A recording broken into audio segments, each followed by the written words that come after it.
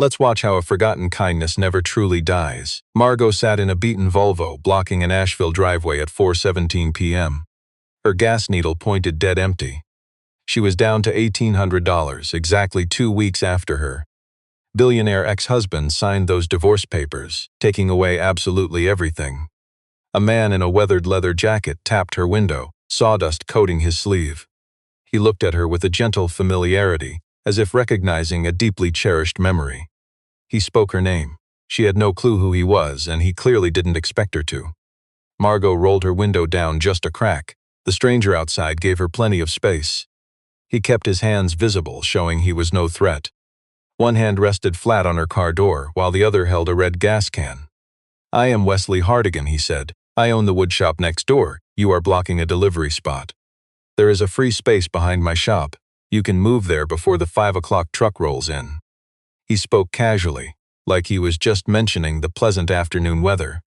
No hidden motives, no pressure, just a simple truth and a quiet lifeline. Margo watched his hands, noticing the old faded scars across his knuckles.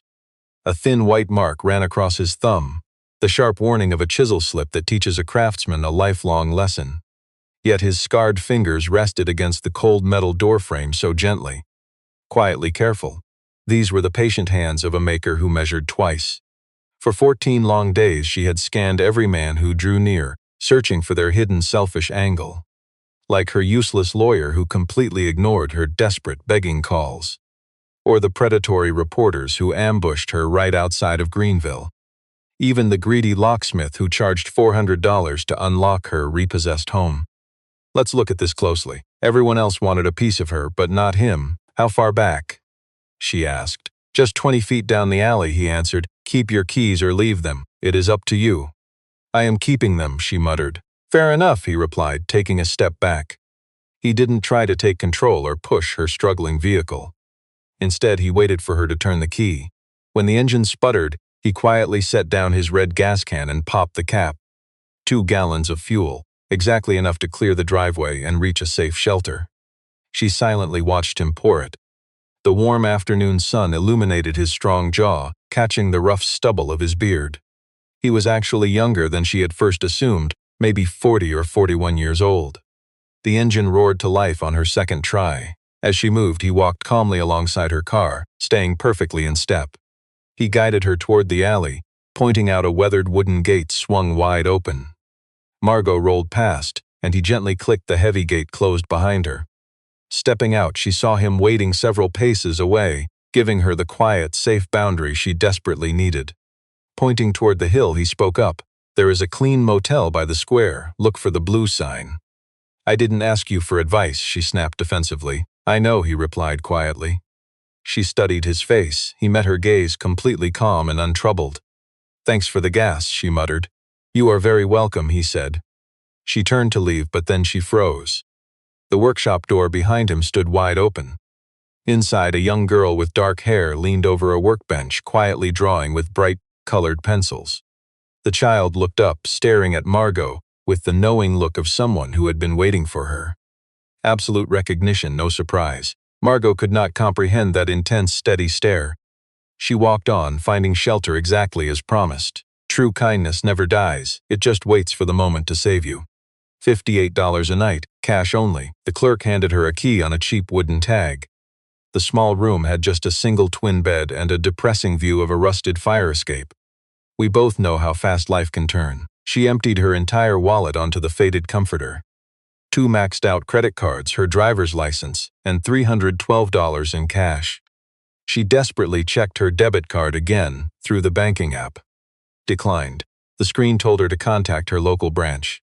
Her ex-husband's lawyers had wiped that Charleston bank account clean the moment their brutal divorce was finalized. She dialed Daniel Reeves, her trusted lawyer of 9 years.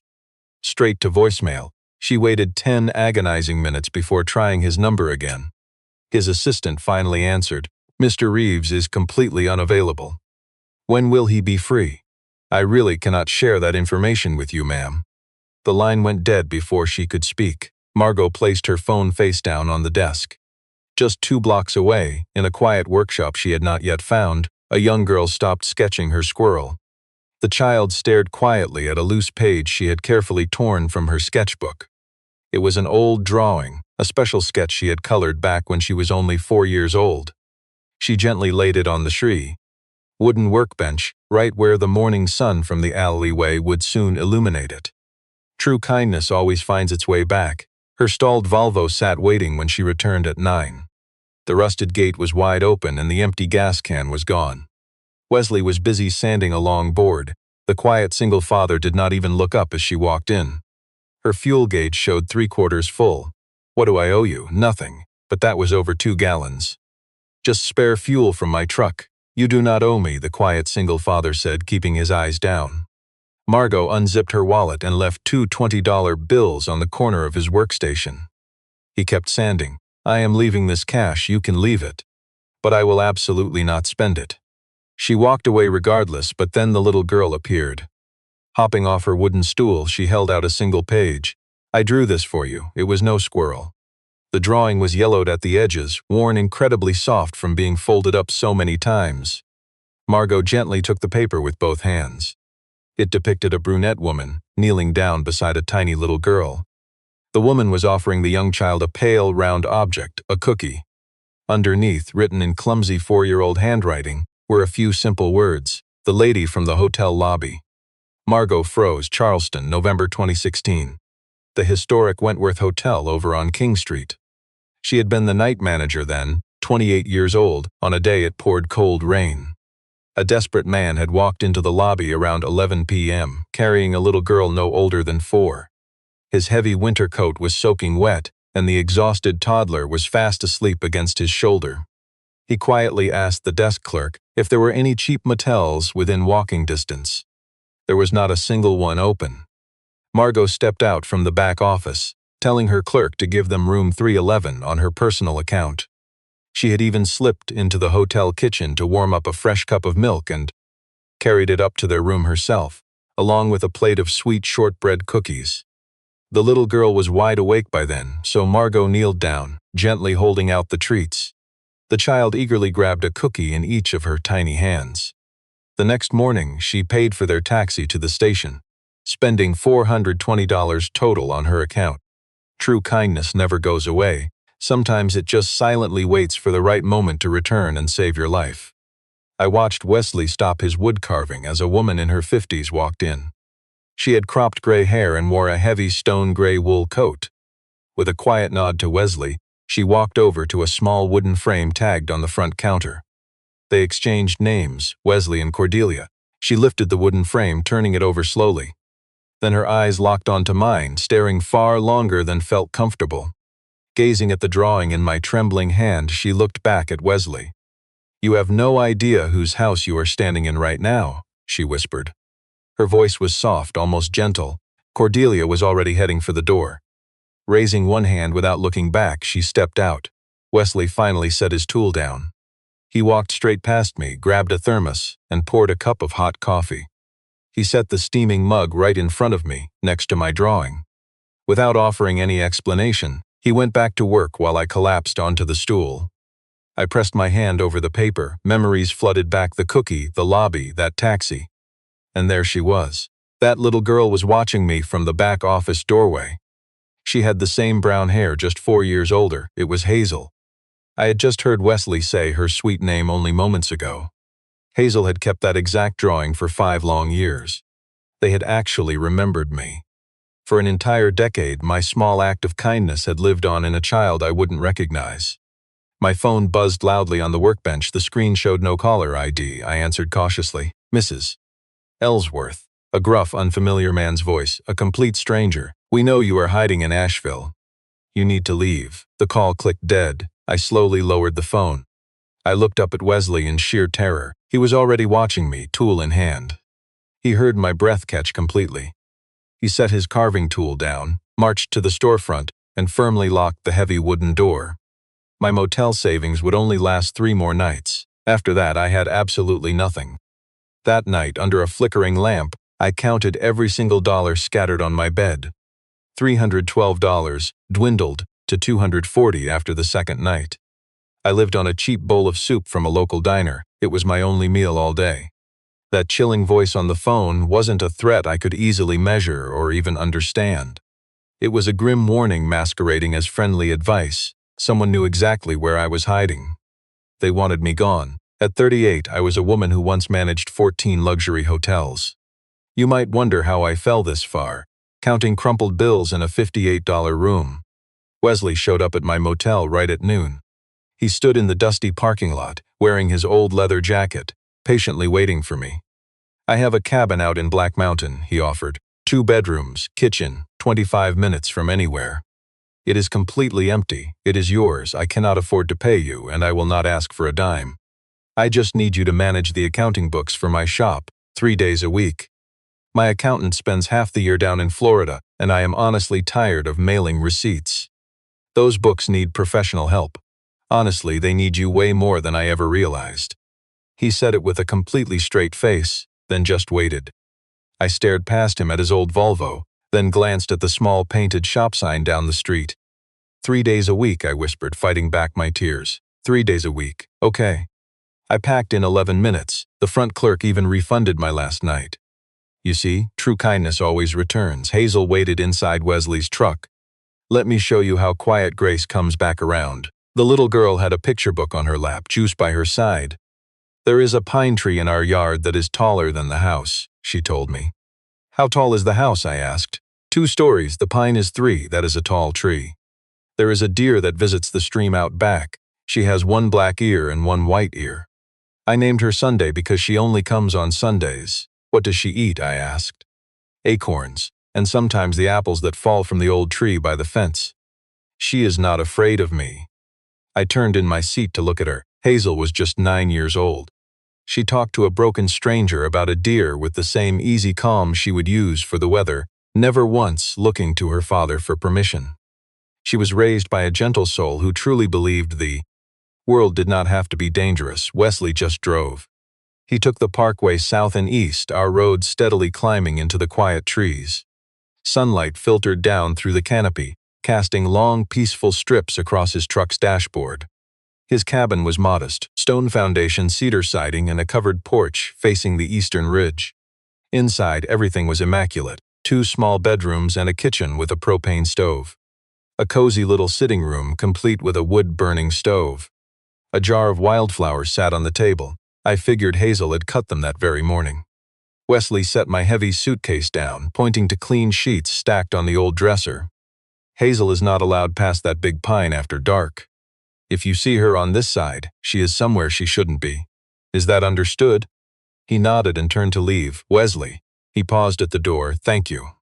Tomorrow morning, 8, he left. I paced my quiet new sanctuary over and over. The tiny bookshelf in the room held exactly 24 books. A field guide to North Carolina trees and a detailed history of the Cherokee. 3 worn volumes of Wendell Berry and a leather notebook with a completely blank spine. I gently slid the notebook out. "Stay with me on this." Inside the cover, penciled by a man trained to draft blueprints, was one single line. Wesley M. Hartigan, Calder and Hayes, Boston, 2014. Inside were elevations of 4 specific buildings. Beautiful hand-drawn floor plans of a tower on the Charles River, featured back in Architectural Digest in 2015. The unmistakable lines of a private Cambridge library I had read about in a Sunday paper just 2 years ago. The gorgeous cross-section of a chapel I did not recognize. I quietly closed the book. I put it back exactly where it belonged. I was not going to question him. Outside, the giant pine swayed once in the breeze, then fell silent. His woodshop opened at 9. I arrived at 8 with hot coffee and the leather bag I had dragged all the way from Charleston. Wesley unlocked the front entrance and gestured toward a tiny desk in the back office. His accounting books were waiting on the desk. A dark green book and a metal box stuffed with receipts. I cracked open the ledger. Revenue, expenses, profits, 0 debt, absolutely no financial leverage. The shop grossed between $14,000 and $22,000 monthly, before materials and building rent, which Wesley owned completely outright.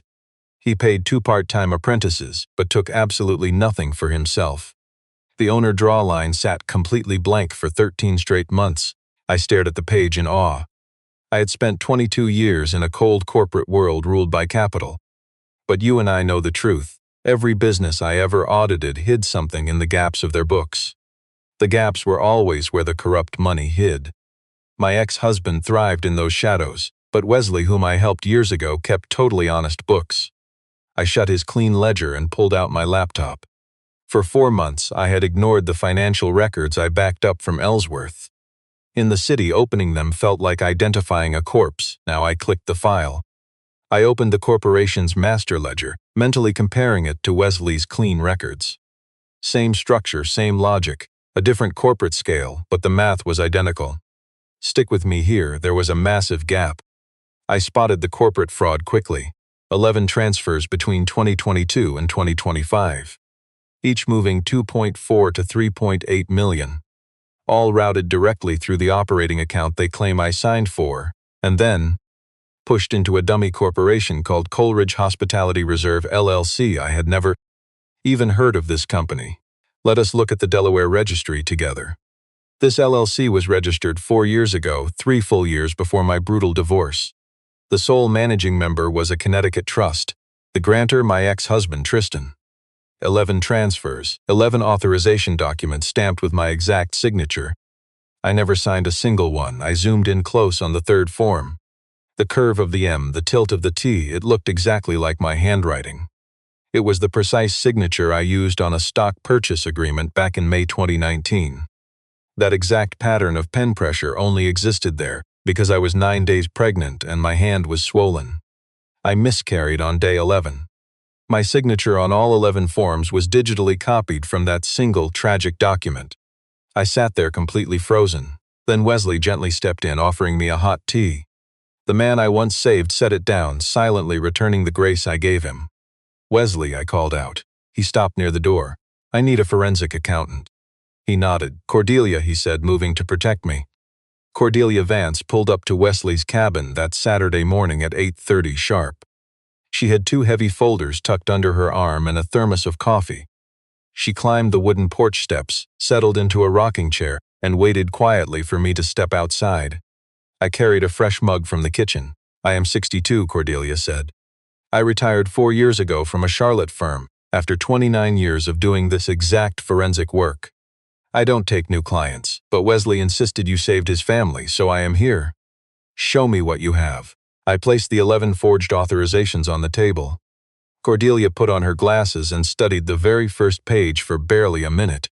By the 4th page, she stopped reading the documents at all.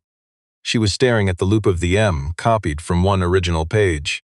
Likely a stock purchase agreement, probably from the spring of 2019. This exact trick is called a signature lift. It is a major federal felony when used on financial transfer documents. 6 counts minimum, maybe 11. My throat tightened. I miscarried that May. Cordelia slowly took off her glasses. She did not offer empty apologies.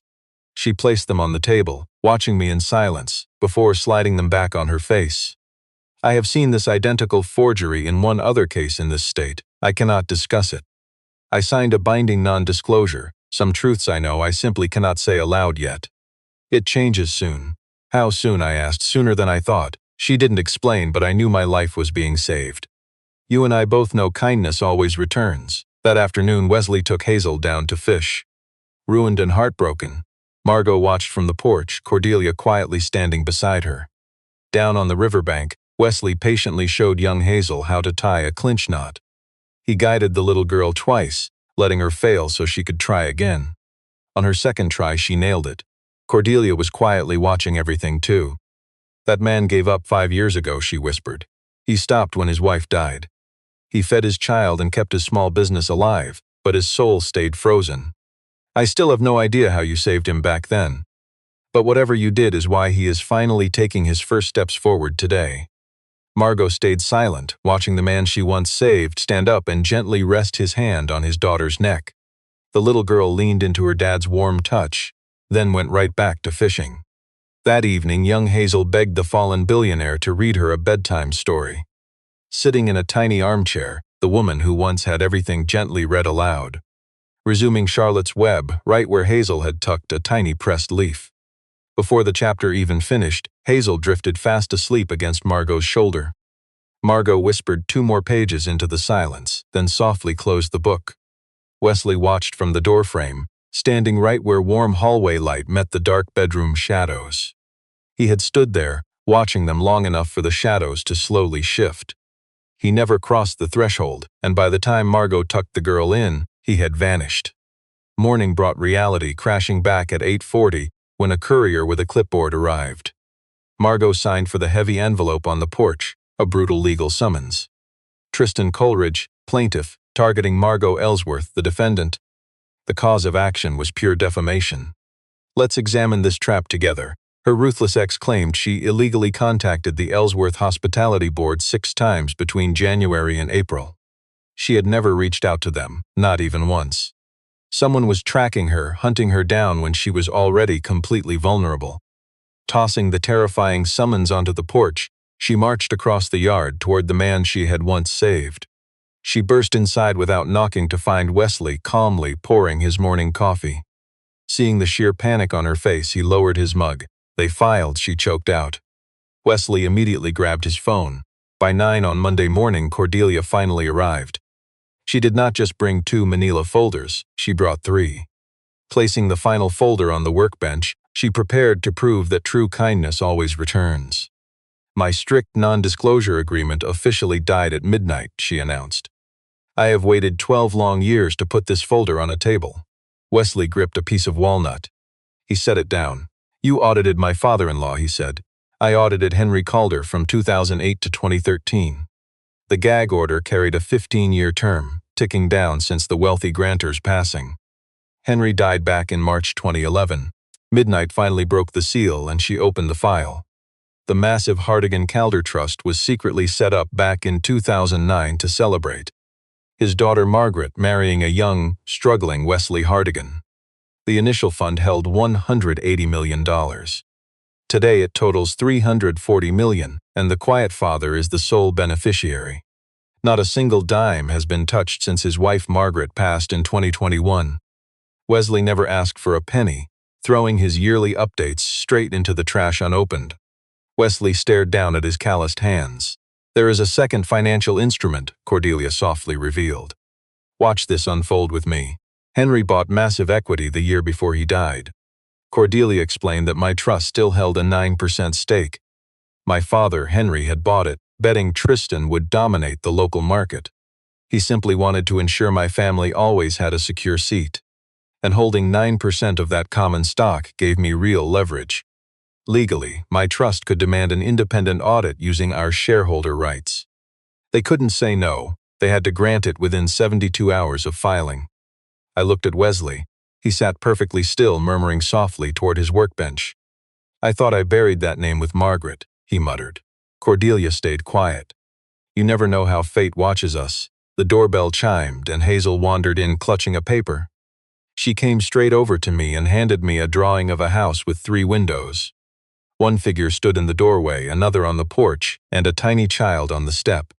"Are you in this house?" Hazel whispered. I froze, completely unable to answer her. Wesley slowly looked up from his hands, his eyes locked onto his daughter. Then he glanced at the drawing and finally looked over at me. With the legal file resting between us, he realized his daughter had just asked the one question he wasn't brave enough to ask himself yet. Gently, I knelt down beside her. I didn't say yes and I didn't say no. I just rested my hands softly on her head, running my fingers through her brown hair. Hazel leaned right into my side. Wesley watched us for 4 silent seconds. Then he picked up his piece of raw walnut and turned it over. He set it down, walked straight to the back desk, and signed the legal paper to trap my ex-husband. That shareholder demand letter went out via certified mail first thing Tuesday morning. Cordelia quietly filed the parallel paperwork. Our SEC complaint hit the Atlanta regional office on Wednesday morning at 9:15. Within 72 hours, a federal forensic audit team completely swarmed Coleridge Capital. Every shady transfer linked to his LLC was flagged and frozen by Friday at 11. Christian finally called me at 1:17. The first time I'd heard his voice in 3 painful months. "What did you do?" He didn't sound like the powerful billionaire I married. His voice was thin, shaking in a new way. I stayed completely silent. "Margo, what did you do?" "I just laid the phone on the workbench." I let him panic into the empty air for 11 seconds before picking it up and hanging up. The corporate board, the exact same 9 people who coldly voted to fire me months ago, started calling it too. I didn't answer a single one. The chairman left a desperate voicemail at 6, using my name repeatedly and calling this a grave error of judgment. I silently ignored every single one of those desperate calls. Let's pause here. That evening I stood beside Wesley while he quietly sharpened a chisel on a wet stone. "Why did you sign?" I asked him softly. "This divorce is my mess, not yours." He kept his focus entirely on the stone, gliding the sharp metal 3 more times. Then, he carefully set the steel blade down on a folded cloth. 10 years ago, you paid for a taxi for 2 struggling strangers in the pouring rain, he said. I had no idea who you were until Hazel handed you that drawing today. I owed you a dry night, but this is about more than debt. Standing by you is just right. He picked his tool right back up and worked the metal 3 more quiet times. You and I know that true kindness always returns. At 6:15 Friday morning, 3 FBI vehicles swarmed his massive driveway. Tristan Coleridge was led away in handcuffs, facing severe federal charges of wire fraud, securities fraud, and forging legal documents to cover up his stolen wealth. Tristan's $4 million bail was flatly denied within the hour. The Billionaire divorce scandal broke at 3 p.m., spreading everywhere by 5. That evening, the man she once rescued brought Margo and Hazel to his safe mountain porch.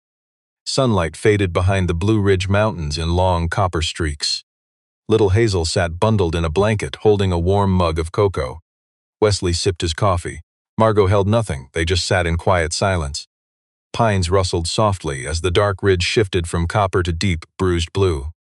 Hazel rested her head on Margo's shoulder while Wesley gave them gentle space.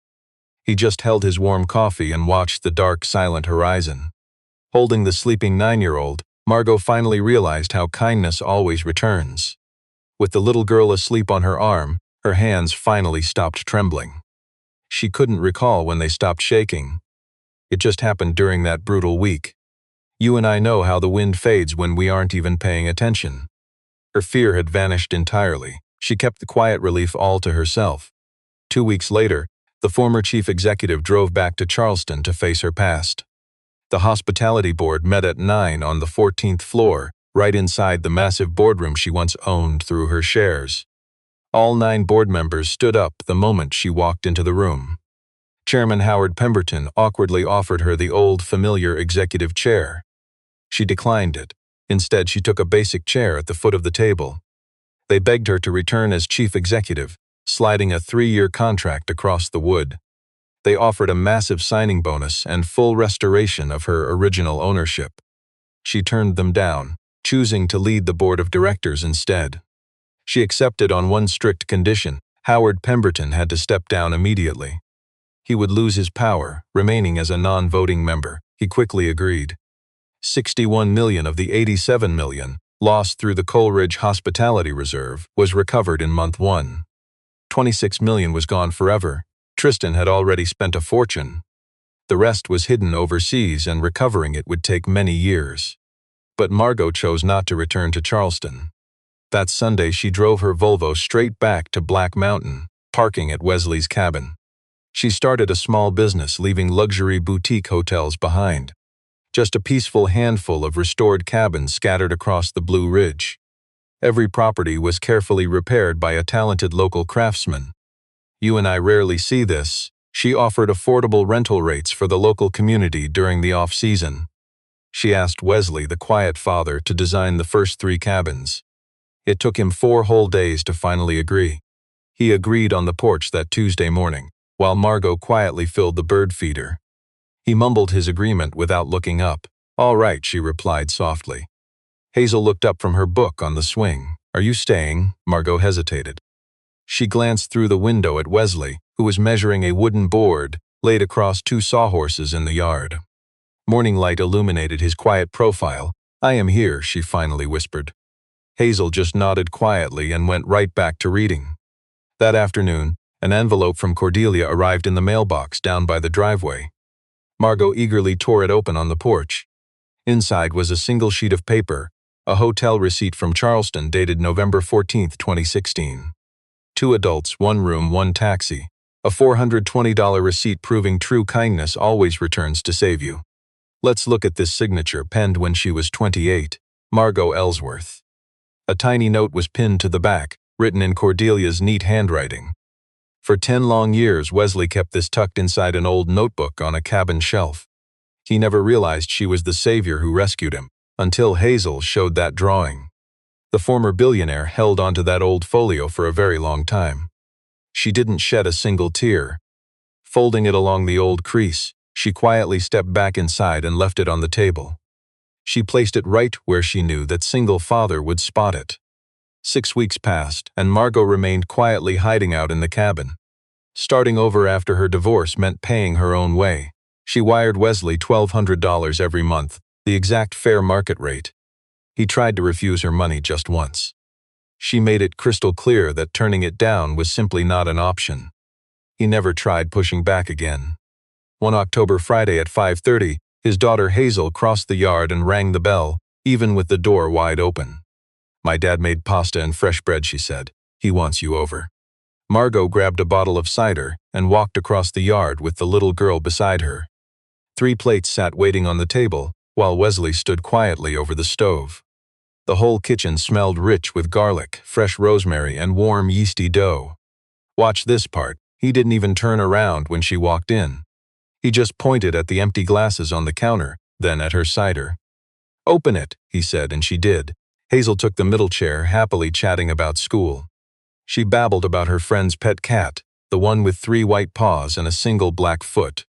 She even explained her new science project, covering the life cycle of a salamander. Wesley and Margo barely exchanged a single word with one another. They just passed the breadbasket and poured out the cider. When the girl finished, Margo stood to clear her plate, but Wesley gently took it right from her hands. Their fingers never actually touched. They didn't need words or physical contact anymore. Once they finished eating, Hazel curled up on the living room couch with a book. She read for exactly 9 minutes before falling asleep, her book resting on her chest. Wesley gently scooped her up and carried her upstairs, leaving Margo to wash the dishes. By the time he came back downstairs, the kitchen sparkled, the table completely spotless. Margo stood quietly, staring out the window, her back turned to the entire room. She was just watching the giant pine tree outside. On the table, she left that leather-bound notebook from the shelf, titled Her and Hayes, Boston 2014. It sat wide open to a blank page near the back. A freshly sharpened pencil lay across its spine. Wesley just stared down at the book. He glanced at Margo's back by the window, but she still didn't turn around. He slowly pulled out the wooden chair, sat down, and picked up the pencil. He began sketching, the soft scratch of lead on paper filling the quiet room. A quick scratch, a pause, another stroke. He drew for 40 minutes without standing once. From pure memory, he sketched tall pines, a stream, and a deer on the far bank, one ear shaded darker than the other. The moment he finally set the pencil down, Margo was still staring out that window. She hadn't shifted her gaze once the entire time. He quietly stood up. Leaving the open notebook on the table, he walked right past her, toward the back door. "You see, true kindness always returns to save you." He paused at her shoulder, never touching. "True kindness never fades. It just waits for the perfect moment." That May, Wesley stepped onto our cabin porch. He called our new business the Hartigan Ellsworth Mountain Lodge. He put my name second on the hand-carved sign. We argued for hours, but he simply wouldn't budge. I eventually gave up when I realized he was absolutely set on it. He crafted that cedar sign himself inside his dusty shop on Lexington Avenue. I stood there in our small lobby on opening day. A stunning stone fireplace anchored the room, flanked by 2 rustic oak armchairs Wesley had lovingly built himself. The cozy room was built exactly for the people meant to be in it, not a single inch larger. Little Hazel was 10 now, looking a whole head taller than she did when she woke up. She softly handed me a fresh drawing. She had raced down the long hallway, clutching that crumpled sheet of paper. It pictured 3 little stick figures standing outside our cozy Black Mountain cabin. A woman, a man, and a little girl. He held a pencil while I held a coffee mug. The kid held a book. Hazel proudly offered her hand-drawn masterpiece to our very first guest. A weekend traveler visiting from Knoxville. The kind stranger accepted that drawing like it was a sacred gift. Wesley leaned quietly in the doorway, wearing that same old familiar leather jacket. Only the fresh sawdust on his sleeve was new. He looked almost the same, but the heavy weight was gone. I walked over slowly. We stood side by side, looking through the large glass toward the eastern mountain peaks. I gently placed my hand on his forearm. It was my first time reaching out intentionally. He didn't move, just covered my fingers with his calloused hand, keeping it right there. Cordelia hurried right past us, holding a wooden clipboard, without uttering a single word. She threw both of us a quick, knowing look, then slipped outside to coordinate our new cleaning staff. Stick with me here. Late that night, once everyone checked in and the kitchen went dark, we tucked little Hazel safely into bed upstairs, in the cozy bedroom built just for her. I slipped back downstairs to the quiet lobby, stepping softly behind the front counter. Opening the bottom drawer, I gently placed 3 precious items inside. A hotel folio from Charleston dated November 14, 2016. Signed by a 28-year-old night manager from a past life I had left behind. Sweet Hazel's childhood drawing, its paper yellowed at the corners and worn soft on one edge. The lady from the hotel lobby written below in shaky, wide 4-year-old print. And a worn leather notebook open to the back, proving that a quiet man who had not sketched anything in 5 years, yet finally drew pine trees, a rushing stream, and a dark-eared deer. I slid the heavy drawer shut. I did not bother to lock it. You see, 10 years ago, I bought a dry room for 2 strangers caught in a storm. 10 years later, that quiet kindness saved my life, giving me a home, and nobody was keeping score.